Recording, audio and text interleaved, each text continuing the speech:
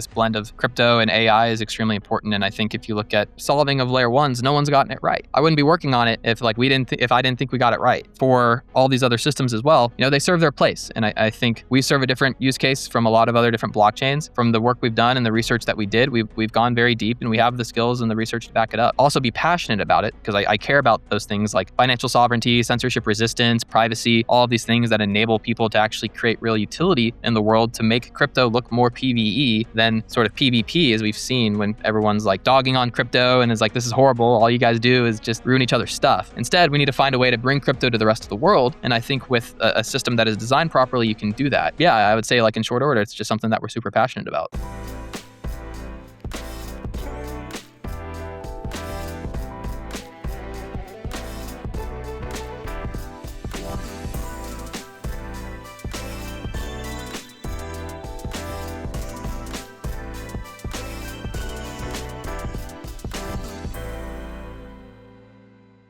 Alan, welcome to Delphi Podcast. It is a pleasure to sit down with you and talk about Quai Network today. I want to dive deeper into the non-technical areas of what you have been building because it is fascinating. And I think from my understanding of the research is that you are innovating on Bitcoin. And Bitcoin was first established as a peer-to-peer payment network. But if we look where it's gone to nowadays, it's around $100,000 as we speak, and it's just not really a practical way to translate value. So I really want to jump into this straight away and say welcome, but what is it exactly over there that you are building, and how is it going to be innovating from the Bitcoin ecosystem? Yeah, great question, Keira. I think, taking a step back and we look at what Bitcoin has done, it's been an amazing journey since 2009 when Satoshi created Bitcoin. And I've been in crypto since, 2015, 2016, and have studied Bitcoin and have looked at the technicals. And I think Bitcoin in many places falls short. And it works great as gold. It works great as the store of value, but it really hasn't actually functioned for a medium of exchange that people can use every day. I mean, I don't remember the last time I really sent Bitcoin around to buy coffee, right? Like no one really does that. And so Quai as a layer one is a proof of work system, and it is meant to actually function as essentially a fast version of Bitcoin is one way of viewing it. It is a proof of work blockchain that maintains the decentralization characteristics of Bitcoin, but has the speed and the throughput to actually be used as money and be used as this payment system. And so our goal with Quai is to scale the blockchain layer and make it fast, cheap, easy to use, and also to maintain that decentralization. And I think if you look back at the history, a lot of those concerns were around this trilemma that was proposed by Vitalik, where it was you can't really trade off security, decentralization, and speed, throughput. And with Quai, we've addressed that from a foundational layer and from a layer that actually can sort of break that trilemma apart and operate in a different sort of playing field. And yeah, we've been on this journey and mission for almost 8 years now. And Quai as a network launched our TGE and mainnet back in February of last year. So spent many years in an R&D phase. And we're bringing this technology to the market and to the world and picking up pretty much where Bitcoin left off.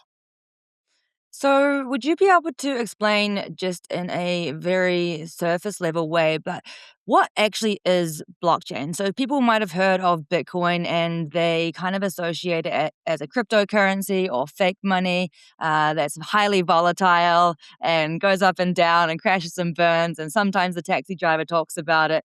But what actually is a blockchain and why is it valuable? So, excuse me. Uh, My bad. You're good. Essentially, a blockchain is a decentralized ledger. So it is an accounting system that allows anybody to verify the transactions that have taken place. And across the globe, that is useful and that is a thing that is needed because you are removing trust from this accounting ledger. And so essentially, you can look back and you can say, I can verify directly with my own eyes and my own computer that this transaction took place and it operated under the conditions that I expected it to.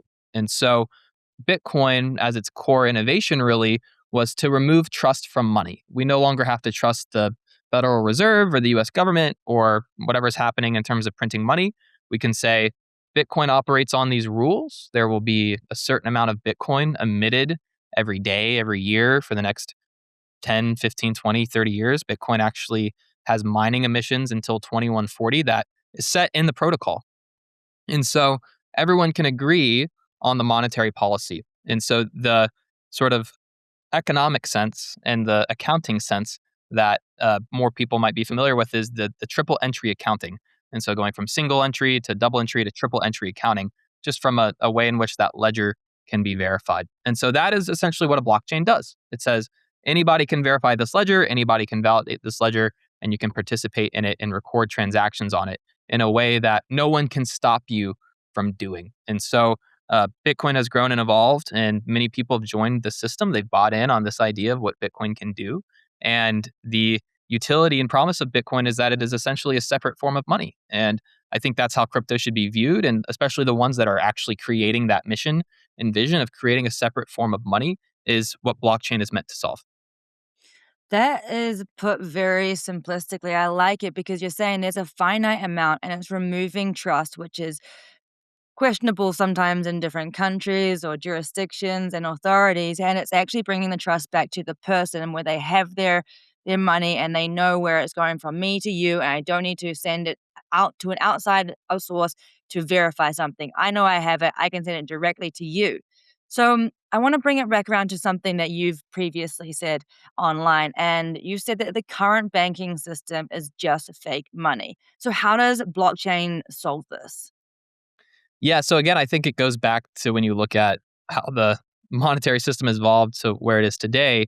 We started out with seashells and things that evolved into, silver and gold and forms of money have evolved over time. And we've had different forms of government issued money and paper money. And so uh, Satoshi created Bitcoin in 2009 on the brink of this bailout that happened from 2008. And money was printed and it was issued into the economy.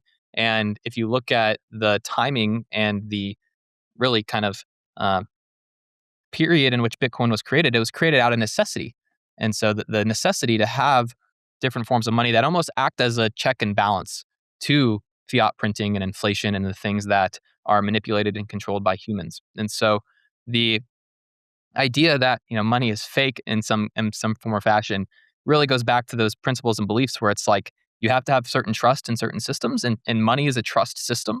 Money is a coordination layer. It is meant to sort of service goods and services and meant to hold value and is meant to have a redeemable value for some future expected good or some future expected outcome that you want to put your savings into. And so I think inflation is an injustice, and the sort of pricing and the way in which the economy operates is kind of controlled and manipulated by money that is not necessarily tangible to the real world.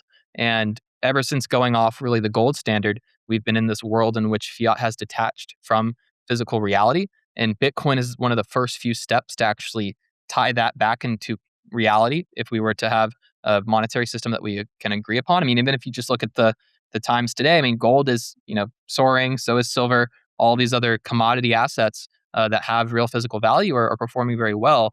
And I think Bitcoin is in a similar category to that. Of course, it sort of has lagged at the end of 2025 and it still, again, has its own problems, but it's one of the more sophomoric attempts to create a new form of money in this way that is truly digital.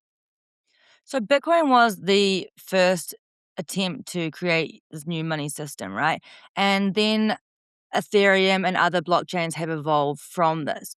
Why did other blockchains need to evolve from Bitcoin? Like, what was the problem around Bitcoin initially? So, in terms of we couldn't actually use it. Back in the day when it was only worth $1. Okay, now it's worth $100,000, which is one of the reasons why we're not buying a coffee with it. But back in the day when it was first created, what was the problem? Why we couldn't actually go and buy a coffee with Bitcoin? So I would say probably in the earlier days, people were using Bitcoin and people were Oh sending it yeah, around on the forums pizza. and buying pizza with it and like all these stories about people actually using Bitcoin.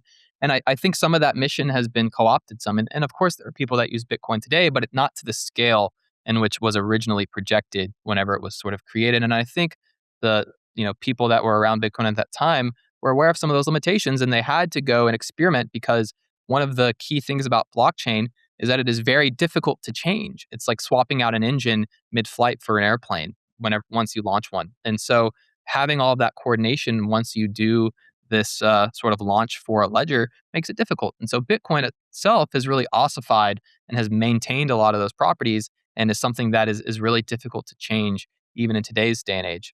And so one of the other things I wanted to point out too is, Bitcoin could be worth $100,000, and that unit bias definitely does play into the spendability, right? Because then now you're thinking kind of in smaller numbers, and it's harder to kind of factor in if you do want to go buy something for $5. Well, you're thinking in satoshis at like a decimal of a Bitcoin, which can be difficult as well. And now looking at the sort of evolution of blockchain and crypto, there's been a pretty much Cambrian explosion of other ideas and things that can be done with this form of accounting that I talked about at the beginning. Because now the sort of biggest innovation that we've seen after Bitcoin is smart contracts. So now we can actually execute arbitrary logic, we can encode different parameters, and we can have outcomes outside of purely just sending value that allow humans to do different types of trustless interaction. And so Ethereum was really that next breakthrough in terms of looking at this way in which we can encode data, transmit data, and then also have smart contracts agree on data in a decentralized system. And then beyond that, we've seen other innovations like Solana becoming incredibly fast. I'd say Solana was the first blockchain to actually show that blocks can be done, sub-second and get finality in a very fast mechanism. And so the sort of next evolution after the programmability was speed. And so what kind of speed can we get from these systems and how fast can we transact, which is actually something closer to payments and something to the degree of, okay, I can actually buy the coffee and get it versus send some crypto and then have to wait for, a full hour to pass. And so, again, I don't think there's been a full kind of compromise between those three, between the decentralization and ossification of Bitcoin, and then the programmability of Ethereum, and then that speed of Solana that really has opened up a new category there. And so with Quai, what we've done is we've actually kind of looked at all the different trade-offs within those three and taken some of the best of them. And then on top of that, we have a lot of other cool things that we've done. But I think for us, that makes us a unique last mover because we've been really able to take the time and research to execute on this vision properly. Last mover advantage. I haven't heard that, but what you're saying is there was the trilemma of decentralization, speed, and security, and no one has been able to solve all of these in a very economical way. And they have innovated and gone chase after speed or one or the other. But at Kai, you are there solving all of this together. So you're taking the security of Bitcoin, that kind of style, but bringing in the speed of Visa. So how would you explain this when somebody knows that Bitcoin was a super slow blockchain, right? Because it was the proof of work consensus mechanism. And then we sort of innovated on this, which allowed us to go to fast transaction speeds, which is allowing those peer-to-peer payments become more standardized and actually more available for it to buy in the coffee. So when people think about proof of work networks, it's kind of a little bit of a stigma because no one has innovated on like you have. So what would you say to those people around bringing it back around to the security of Bitcoin and bringing life back into proof of work networks? I'm going to throw my hands up there because Okay. proof of work is not the problem, right? And I Okay. think a lot of people have fundamentally gotten that wrong. When they look at all of these other systems and how they have evolved after Bitcoin, I think naturally they look at it and they say, well, proof of stake is doing all these different things. And so everything has to be proof of stake. And, Mm. for the listeners, right, proof of work is a system that uses energy. You have miners across the globe that are securing this blockchain, and they are using computational resources to ensure that it is correct. Proof of stake, on the other hand, is a system in which the social coordination is what determines finality in the blockchain. And so, social coordination through staking capital is vastly different than computational expenditure to secure a network. And so this is an ongoing debate, and I think many people try to put it to rest and say proof of stake is just what we need to do. And with Quai, we're like, No, like there is a very clear reason why proof of stake in this case doesn't work, and it's because it's subjective and it is more so created. And then I think if you're introducing uh, intersubjectivity again to this and subjectivity to the system, it makes it difficult to have that finality long term, and again introduces some cracks. And so for proof of work with Quai, again, we took the time to understand proof of work very deeply, and it has allowed us to do a lot of very unique things that a lot of people don't pick up on just from a mathematical and cryptographic standpoint. And so what we've done to scale proof of work is first we've sharded the system. And so we've taken one blockchain and we broke it up into many different pieces. And so as we break up this blockchain into shards that operate on their own ledger, then that allows us to essentially create the differences between data and consistency. And so the data operates on different shards, and the consistency is locally managed within these shards. And that over time, as these shards are interwoven together, that creates global consensus. And so now you can think about almost the Ethereum layer 2 roadmap and how Ethereum has now had all these layer 2s that have popped up on it. But now imagine all these layer 2s were embedded in the same system. So they all agree on these same rules, and they all agree on the chain consensus. They agree on the ledger. They agree on the economics. And so it all kind of unifies into one system from a sharding and from a data perspective. And so, again, too, looking at proof of work, you can actually operate with a few key breakthroughs. So, one actually breakthrough that we developed is called proof of entropy minima, and it is an adaptation of proof of work or Nakamoto consensus. And proof of entropy minima actually looks at the number of leading zeros in the block that is found and when it is mined. Because when you mine a block, let's take Bitcoin for example, you are sampling a space. And so you are looking for a valid solution for a block with your device, with your computer, and you're trying a lot of random different things. And you're saying, if I find the right random thing, like a needle in a haystack, I get this next block. And that over so many computers essentially is what creates that competition of finding a Bitcoin block. And so that process, what it does is it creates what is called a hash with a number of leading zeros. And so you look at a Bitcoin block, and if people check out a Bitcoin Explorer, I encourage you to. They essentially have a lot of zeros and then a bunch of random data. And what Bitcoin does is it doesn't make use of that random data and those zeros. It just says, if you find a block, great, let's go to the next block. And so in Quai, what we did to increase the speed is we said, wait, that data might actually be meaningful. We can use that. And so we've looked at that block and we said, well, now we can say if there are conflicting blocks, which happens in proof of work sometimes, you get orphans and uncles, which essentially if you're saying from building on block 10, you might have two different options at block 11. And that happens on the Bitcoin network as well. In that conflict state of two different block number 11s, then looking at those number of leading zeros and that random data allows you to make an instantaneous choice. And so then I can say, immediately I can throw one away instead of waiting for block 12.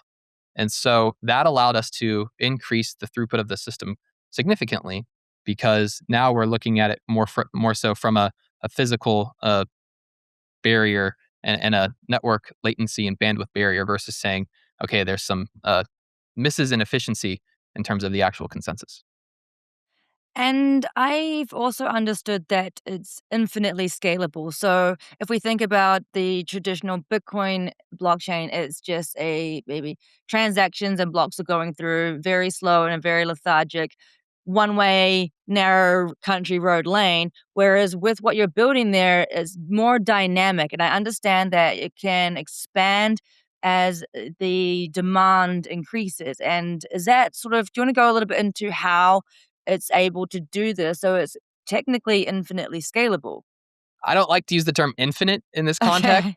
because infinite isn't technically correct. We estimate, and we've actually tested. This is one of the things that we did in testnet over many years to get anywhere between 100,000 to 255,000 transactions per second, and then that is at a full scale system of 255 shards. And so the sharding topology grows with demand, and so right now, Quai is kind of still in its infancy, right? Like it's a 1 year old almost into since Genesis. And so, we're really only running at, I'd say, probably 30 TPS right now. And so that's nowhere to where the scale Visa and MasterCard is. But to work to get there, you have to be able to, again, kind of manage those trade offs between what I said earlier with Bitcoin. It is very hard to change a blockchain. So you have to design oftentimes these end states and then grow into them. And so the topology does look like something that grows and adds more shards as network demand grows. And so that lends kind of naturally into the network expansion and development as more people begin to use Quai. And you mentioned that you launched mainnet. You've been operating mainnet since for a year, and I know that there's a lot of founders that maybe could take some lessons that you have gathered over the past year. So, because you are essentially tackling one of the biggest problems in the financial space, right? So, and growing, and you launched mainnet in January 2025, and very quickly after, you also launched tokens. So I want to know, would you first of all be able to, you can decide what order you want to answer these questions, but what is some of the biggest lessons that you've learned over this past year on launching mainnet and launching tokens, and advice to other founders in this seat? And then maybe you want to go on to talking a little bit around because you've launched actually two tokens. So maybe we can go on to the reasoning behind doing this.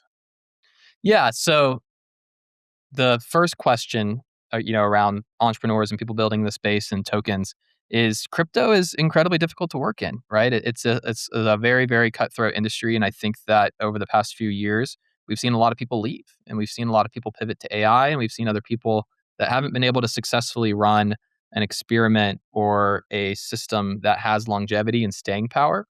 And, we've learned that lesson very hard, right? We've uh, gotten through many different milestones. And I think that the place that we're in right now is really a sort of, testament to the opportunity that crypto can give and the solutions that you can do. But your heart and your head has to be in it for the right reasons. And I think that it's almost a reckoning of like, why do we need these crypto systems and what are they for? And with Quai, we've looked at it very deeply, and we've had that sort of story to get to the point to where, Quai is seeing better product market fit and it's seeing more adoption in certain areas to obtain that real usage. And so there are, many different reasons to create tokens. I think tokenization will continue to eat the world, but I think that it's going to be more so around true business cases. And I think that it's almost a barbell around the mimeticism of tokens being like, okay, hey, like we're just going to have a meme coin, and this has some virality and it has some people trading it. That will never go away. And I think that degeneracy is out in 2026. We left degeneracy behind in 2025, but that will always have its place in crypto because it'll pop up. Like that's human nature. And you see chains like Solana that have leaned into that very heavily for usage and adoption. And they have, things like Pump Fun and people that are, gambling and doing things on chain. And that will continue to exist. But then you also have this very like idealistic world where we want to build this new future of money and all these other things that are making society better as a whole and is sort of counter degeneracy. And so the landscape of tokens is, kind of on that barbell, but then kind of in the middle, and some of the other things that are happening that are also eating the world is things like stocks on chain and businesses that can operate more so on chain and use programmability. And so I think you're going to see a full kind of press on that. And the cool thing about crypto is it allows you to experiment in real time with all these economics. And so for founders, I would say it's definitely very, very important to understand the economic impact of crypto and the markets and understand that market very well. I think we see a lot of tokens that were rushed to market and were, not necessarily fully thought out for the long term. And for us and some of the lessons that I've seen, it's just a matter of kind of being in the arena and staying with it and ensuring that you're committed to your vision and the things that you want to build. Yeah, I agree in the fact that I think that blockchain is slowly creeping into our normal day lives, into just payments or equalizing the opportunity for people to get access to assets that they weren't previously able, like, for example, treasury bills or robotics companies. And that's what it's kind of doing is kind of leveling the playing field for access to new markets, and it's just getting more and more as the technology gets closer to what we currently have. I feel like the infrastructure and has been developing, and it's slowly getting to the stage where now it's just starting to compete with traditional tech, and but it has a lot more benefits with the blockchain being more robust and faster and all these other things. So I agree that this is sort of where we're going, and we're starting to see a little bit more of mass adoption, especially with stable coins. It's definitely been a bit of a hot topic, and stable coins actually bring in a store of true utility across the world, and they're kind of easy to understand. So typically, stable coins are backed by, say, different assets that could be gold or bills or whatever the protocol is doing. But I want to dive a little bit more into the stablecoin that you are launching. Would you be able to talk a little bit more around your stablecoin, because it's the world's first energy-backed stablecoin? Like, what does this mean? Yeah, so you mentioned how we had launched 2 tokens, and so Yes. Quai is this store value asset that is EVM compatible and has these programmable capabilities. Qi, or QI, is a flat coin. So I'd say stablecoin isn't necessarily what we like to call it, but it is a flat coin. And stablecoin and flat coin, I don't think we have enough commercialization of stablecoins yet to even like start talking about flat coins. And so uh, using stablecoin and flat coin for this conversation, I guess is good here. But Chi is a flat coin stablecoin that is linked to energy, and then that is done so by the proof of work miners that secure the system. And so, like we said earlier, proof of work requires this computational expenditure to create the tokens that are emitted with the blockchain. Chi is emitted proportionally to this energy. And so every time you give the network what looks like 1 kilowatt of energy, it will give you back that proportional amount of chi. So, like, let's just say 1 kilowatt is 1 chi, for example. That's not actually true. It's actually closer to like 1 e to the 8 hashes. So, like, whatever that is right now in the protocol. Um, but the system functions essentially for those miners to create chi, they have to consume that amount of energy. And what this does is it links the price of chi to the price of electricity. So it's actually not meant to be tied to the US dollar at all. It's meant to be tied to this sort of equilibrium point that exists with electricity in the blockchain, because computers can't understand the US dollar. They're just computers, right? They have circuit boards and motherboards and all these different moving parts. And so humans have to issue US dollars on a blockchain, and they have to say it's a dollar. They have to have it in a bank because they're, again, from an accounting standpoint, completely separate ledgers. And stablecoins will continue to do well. Stablecoins are going to go to $1 trillion in market cap, and they're going to continue to gain dominance. Tether is one of the most profitable businesses in the entire world. They have like 7 people that are running Tether. I mean, it's more than that, but it's incredible what they've been able to do. And so from that perspective, the stablecoins again introduce centralization into blockchains, because we have these pure systems that are meant to be governed by physics and governed by code and removing human error from how they operate. But now with stablecoins, we've gone and just reintroduced that same trust that we were looking to disintermediate. And so I think our concept with Chi and with flat coins is exactly the right sort of framing and way in which we've been able to say, hold on, we can create stability in a decentralized manner because we already have this reference point that is linked to electricity and energy from the miners and from the network itself. And so actually Vitalik was talking about this, just a few days ago, and he's looking at, well, how do we go and create decentralized stablecoins on Ethereum? But by Ethereum moving from proof of work to proof of stake, they lost that objective reference. And so now it's gotten vastly harder for Ethereum to go and look and say, well, how do we continue to decentralize these things? And so with Quai, we again looked at it very deeply, and we said, well, we have this reference to create this energy link for Chi through that mining process. And this mining process, which is verifying transactions, right? So it's allowing, how does, like, do you want to just talk about like what actually is mining, and how does a solving a mathematical problem mean that this transaction is correct? Yeah. So the transactions on the ledger, I think, are somewhat different than the mining Okay. because you can't understand them as like mining the transactions. You have to think about it as just mining the block because it's very difficult to sort of mine individual transactions. That's actually one of the things we've looked into some, but the uh, different reasons for mining transactions versus mining blocks. And so a miner is looking to find a block.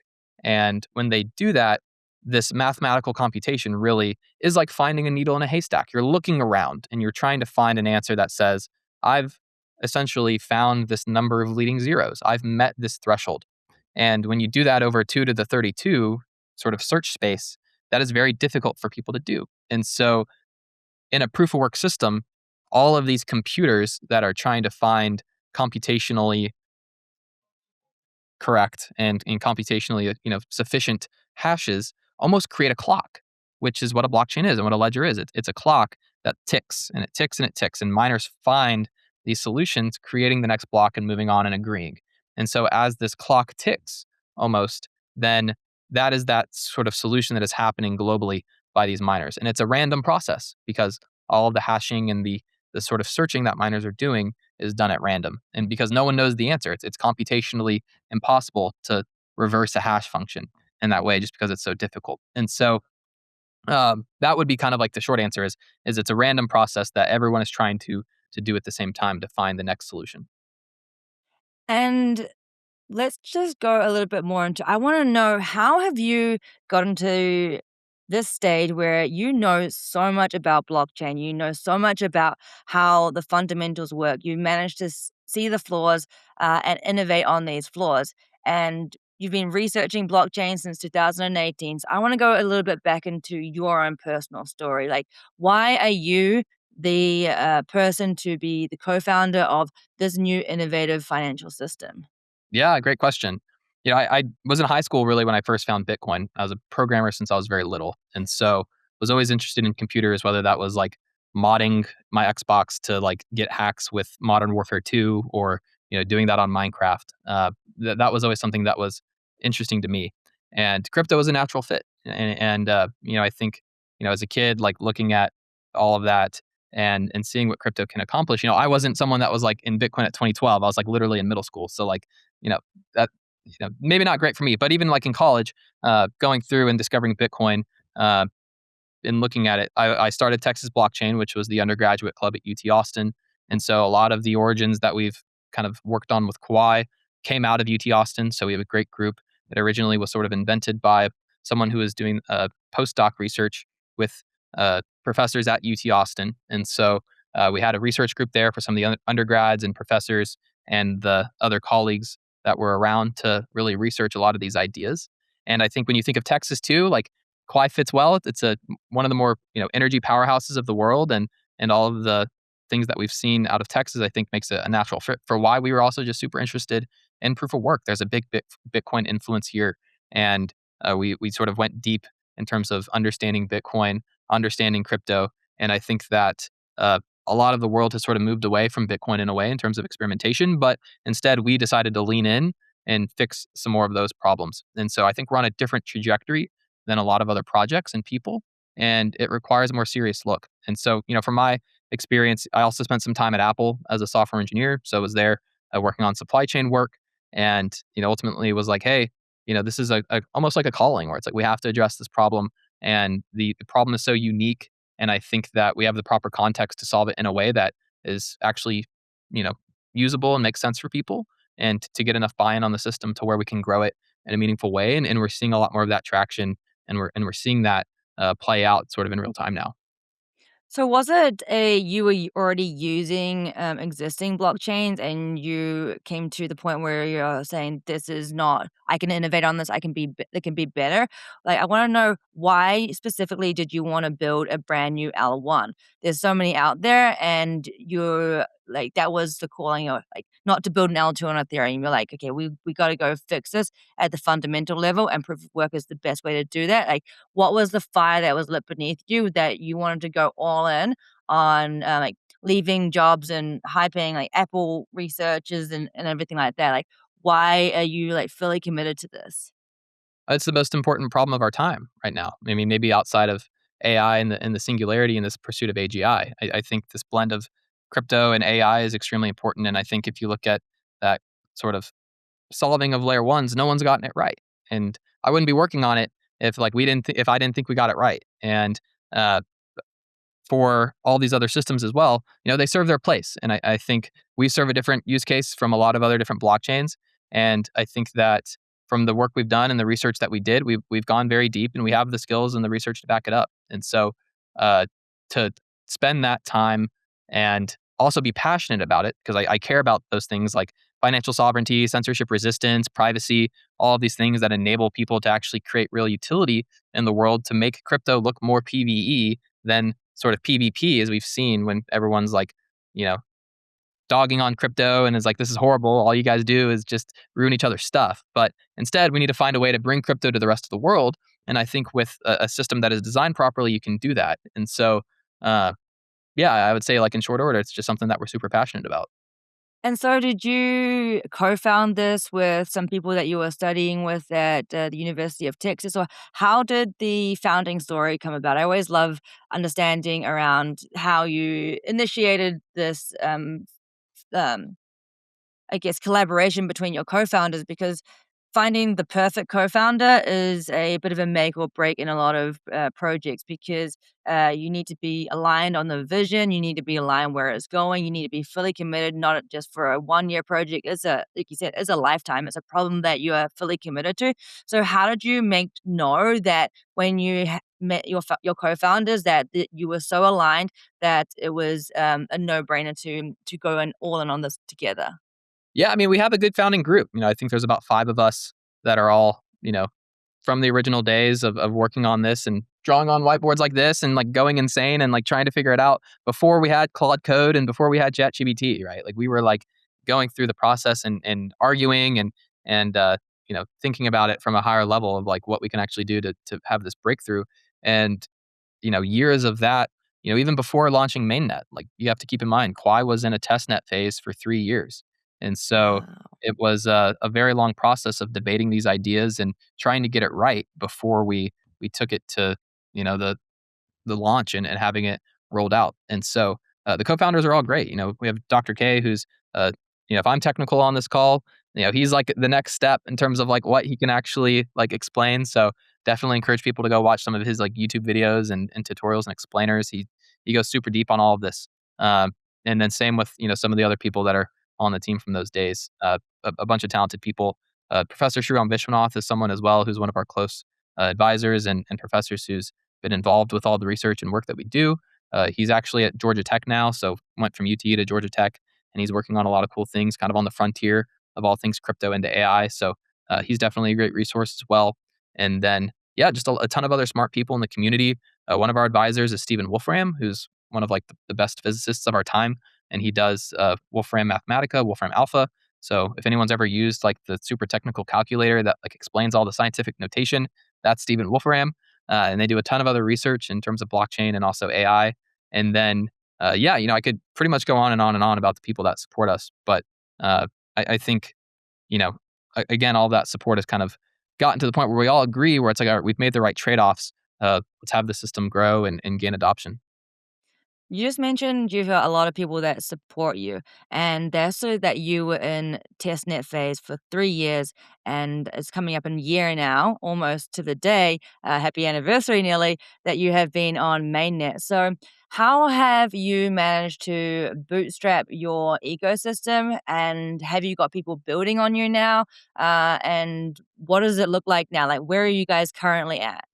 Yeah. So one of the things that we've seen over the past year is ecosystem building is difficult, and you have so many L1s and layer twos that are getting developers and giving them grants and having all these different applications get built. And I think we've taken a different approach to that as well, where we want to be super precise and conscious about the area that we are in and what we want to see. And so we don't hand out a ton of grants that are just like spray and pray like some protocols.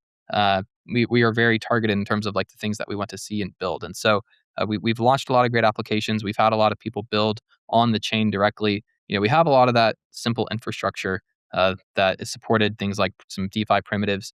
But some of the things that we want to lean into heavily are payments. So ensuring that we can actually use the chain for payments, get payment integrations there, and then also sort of some native developments in terms of SocialFi and other types of developments within the EVM landscape. And so one of the actual key catalysts that we've launched back in December was called SOAP, and it's called the Subsidized Open Market Acquisition Protocol, or Acquisition Protocol. Another acronym. I just joked. Yeah, more acronyms.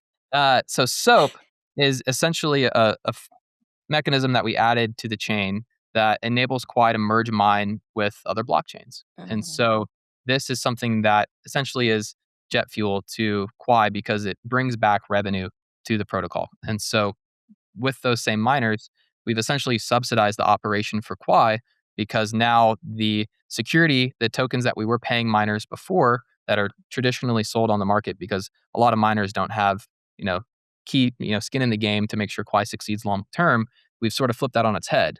And we said, well, now all of the mining that is done with Quai brings in revenue, which subsidizes the security of the protocol. And so we've seen tremendous growth with that in the past month for SOAP, and we anticipate that to increase dramatically as we continue to have miners come and mine Quai and bring in revenue for the chain. And that in turn leads to a more successful ecosystem and more people that want to build on Quai, launch applications, and plug in, because again, it is all decentralized and is robust for people to come and build whatever they want to. And so those are some of the things that we're excited about as well.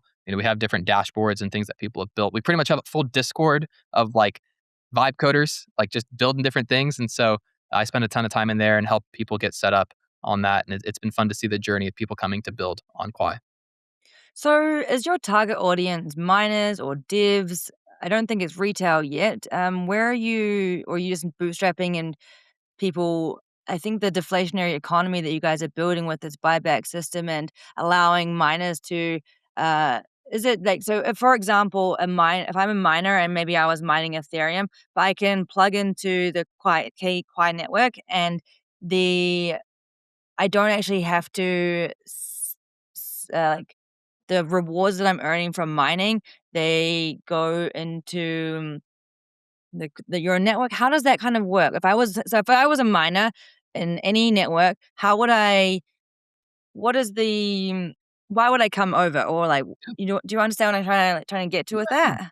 Yeah. So why would you mine Quai? The simple Yes. answer is it's more profitable. So you'll make more money mining Quai.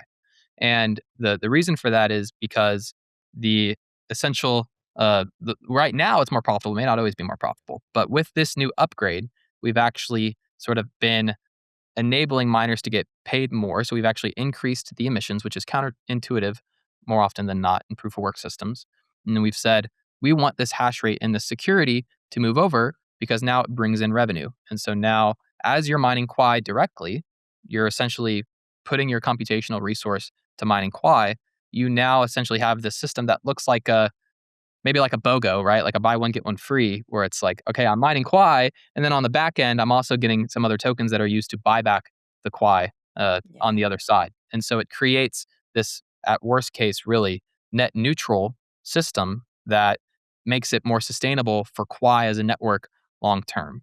And so when you look at essentially earlier proof of work systems, this mining that happens before SOAP is putting sell pressure on the token Yeah. because miners sell their tokens. And that's just a fact. They have to. They have to cover electricity. They have OpEx costs. They've had hardware that they've purchased to mine. And so, we don't disrespect them for that. They have to do what they have to do.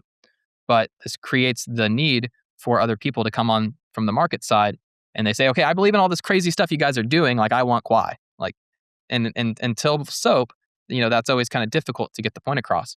And then after SOAP, we said, okay, now this sort of net neutral system ensures that we're always putting back in more money that is being put out for mining. And so it creates this nice, almost virtuous cycle where it's like, okay, other people see that now, and it's easier to participate whenever it's not leaking value to miners. And so that's a fundamental change in the economics there that we were able to do and ship in a way that has been very successful for miners. And now we also have this full grassroots community of people that want to see Quai succeed, which is great. That was exactly what I wanted you to talk about. So thank you for reading my mind in between the cracks on that. So because you've got this robust tokenomic system, do you think that contributed to you being able to become MiCA compliant? So, which is the golden standard for digital assets in the EU. And I know that you have been approved, which is one of the, or getting approved in for crypto digital assets in Europe is one of the strictest crypto standards of the world. So, massive congratulations to you. It shows that the work that you have been doing is legitimate and above board and everything. So, I want to understand a little bit more like what that means to be compliant within the EU system for anybody that's interested in what you're doing and anybody that wants to come and mine or build within the ecosystem. Yeah, I mean, I think when you look at expansion and you look at the growth of the system, you sort of need these checks, right? And I think crypto struggled with it as a whole because you have bad actors that try to manipulate and control and do it in a way that they think is good. And um, regulators have to come in, and EU is a notorious regulator. They're like, okay, well, we have to have a checkbox for people that want to do certain different things. And so I view that, as a good checkbox to have where they've looked at it, they have knowledge of what we're doing, and it makes it easier for people to have more trust in the system. And I think you won't always be able to perfectly remove trust as much as we want to from blockchain and crypto and all those things because implicitly some people don't have time to listen to this 1 hour podcast and like go through all the details. They're like, okay, I see this certification and someone else did it for me. And Mm. so ultimately, I think that's a good thing for us to do as we continue to expand. There are more things that we want to do in terms of exchange listings, offerings, and ways in which people can get Quai so that they can come and actually transact on it and use it, mine it as well. And so, again, but from a development perspective, everything we want to do wants to be pretty much outside of the regulation, right? We want to live in this world where decentralization is key. But when you go back into the real world, you have to check some of those boxes. And we did it in a way that makes sense. So you've got the golden tick in Europe regulations, and I know that you have also been talking with some people in the USA area, talking with the senates, with the governments. I've seen pictures of you on your X page. How did you get into this position to be talking with the US regulatory systems, and what does that mean for the future for you guys in the USA? Yeah, I mean, first and foremost, I try to view myself as an educator. And so I think that's really a lot of the time I spent, especially at UT, is educating people on crypto and blockchain. And Mm. even if it's outside of Quai, I want crypto and blockchain to succeed because, as I said, Quai is still in its infancy. And there's a lot of things that are happening there. But as a whole, I want crypto to win. And, kind of looking at the landscape, I think we've changed administrations to where people in the administration also want to see crypto win. They want to see uh, some of these principles that we're building and developing continue to gain traction. And so there's been a series of bills and a series of legislation that have been positive and have been good sort of tailwinds and help to grow the crypto industry. Those being the Genius Act, Stable Act, and the Clarity Act. And Genius and Stable have been great implementations around this concept of things like stablecoins and how crypto technology should be legislated and looked at. And the Clarity Act is going to do a lot in terms of market structure and how banks can view crypto and get involved and continue to expand because you kind of touched on it when you look at like TradFi and stablecoins. One of the things I was going to mention earlier is that crypto never turns off. The whole point of crypto is that it runs 24/7. And uh, unlike the stock exchange where it's like Monday through Friday or, banks as well, Mm. you always have access to your crypto and it's always running. And that's one of the benefits. And so the pros I think of that are growing and the US is starting to see that. And I think for 2026, we'll see a lot of great things happen for legislation that kind of come through the Clarity Act and market structure and other things that help crypto developers and help the crypto ecosystem as a whole. Yeah, I agree. I'm very excited to see where the regulatory system within America evolves because whether we like it or not, the when America moves, a lot of the other people also around the world seem to follow suit with that. So, excited to see what unfolds moving forward this year. And you mentioned that you want crypto blockchain to win. So, what is your marketing strategy to make sure that Quai wins? Build better technology. So build real utility and build things that people can actually use. And that's, yeah. That's that's very simple. Build it better, and the people will come. Right? Don't need to, yeah, waste money Well, on it's the all, and black. also you have to design the right almost game in a way. You have to design the right incentive. And, for our development company, we have Quai as a network, but we have a development company. It's called Dominant Strategies. And we're always looking to play the dominant strategy of what people will do based on different incentives. And I think the incentives are aligning for crypto to continue to grow. And doing that in a way that makes sense and aligns people around what's best for them is going to help crypto win as a whole. Very much so. Okay, so crypto does not turn off. We just mentioned it's 24/7. And you, as the founder or co founder and CEO, how do you maintain a clear head when you are researching, developing, marketing, going and educating? You're wearing so many hats as a co-founder and CEO. What do you do to make sure that you can remain sharp, remain creative, and not get burnout? I wish I could tell you that I was waking up at 5 a.m. every day doing yoga and looking at the sunrise, but I'm not. I think it just takes relentless commitment, and everyone else has their own schedule and their own system that works for them. And for me, it's a matter of getting those breakthroughs and getting the traction and the feedback from the world. We iterate very, very quickly, and we try to get as much feedback as we can. We know that as blockchains need to be robust and ossified and more um, hardened in a way, we know that there are other things that you can experiment faster on. And so we gauge our bets and we gauge our time very effectively and efficiently, and we look to find a way to maximize that. And I do that as well. But of course, there's a lot of learnings across the board, and I don't think any leader is perfect, but I think making sure that you're committed to the vision and want to continue to see something through and know where to sort of look around the corner is what's best to have sort of that ability and that leadership. So you're leading the team. Have you got any mentors that you like consult with just to make sure that you're on the right direction, or how do you maintain a clear vision? Or is it within your co-founders? You said there's like five of you, or do you have external people that you just check in with you every so often, just to run past a strategy or even a personal idea? Yeah. Yeah, I mean, our co-founder group and definitely, like I said, our professors and the people that are around. And then, outside of that, just people in the Austin area. And Austin in particular is a great, vibrant startup economy.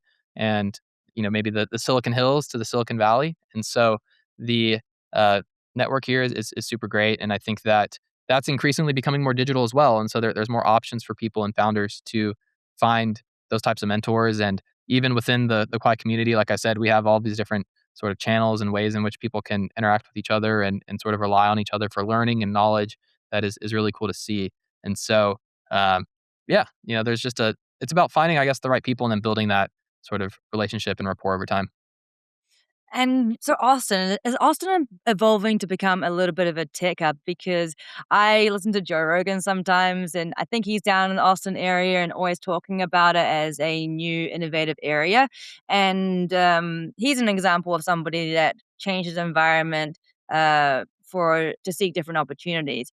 And there's a lot of talk around, different geographic locations. You got to be in Silicon Valley to achieve or be successful. So what is your opinion on your environment and that contributing to being a winner?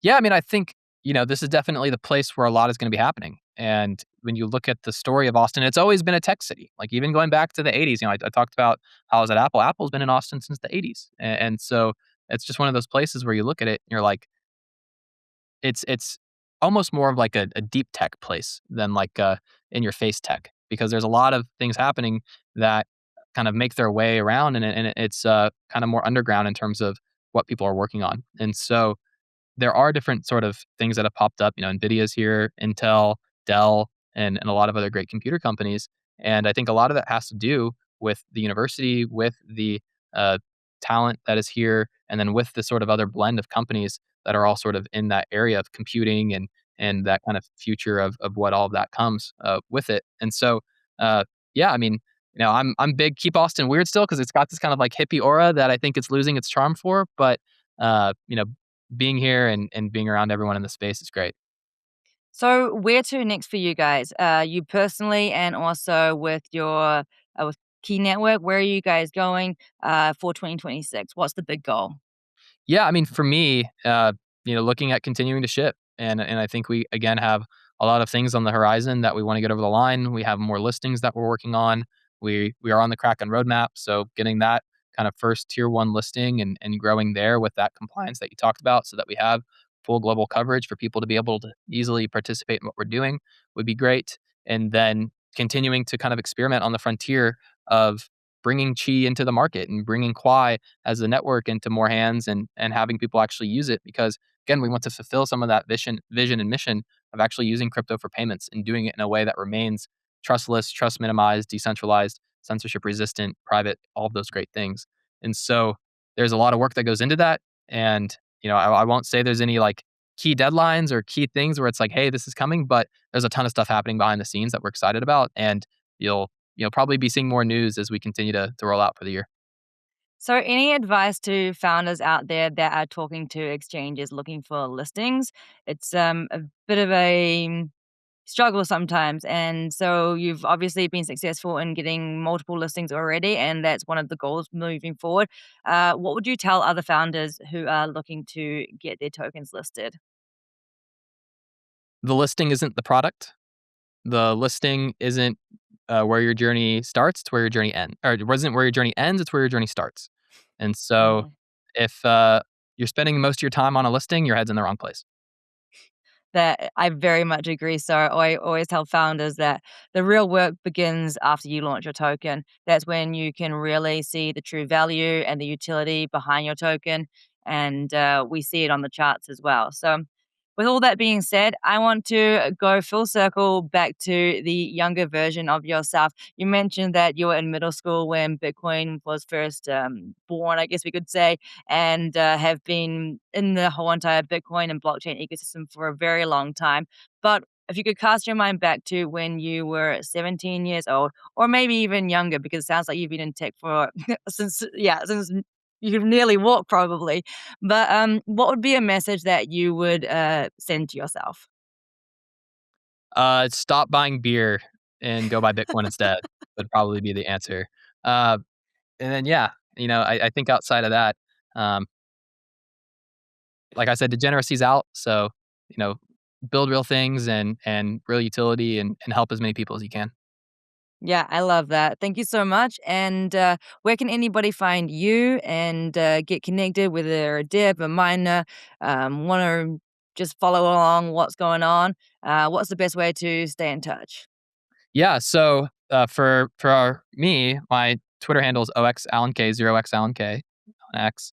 LinkedIn also there as well. And for Quai, our Twitter handle is Quai Network, QUAI Network. And then our website is qu.ai. So definitely encourage people to check that out. It's a pretty cool website. So spend some time Yeah, on it. it is. I must say, very cool website. I was looking at it, and it's kind of feels futuristic gaming kind of style. Yeah.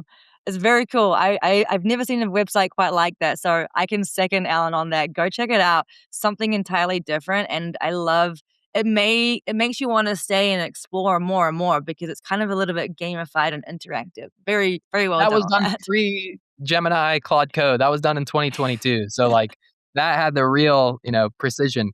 Uh, and so also we just launched a new product after SOAP called Stratum X, which if there are any miners listening, it is a decentralized mesh for miners to connect with solo mining. So instead of mining to a pool, it is a way in which you can mine directly to your own address and find Quai blocks on your own that directly go to you.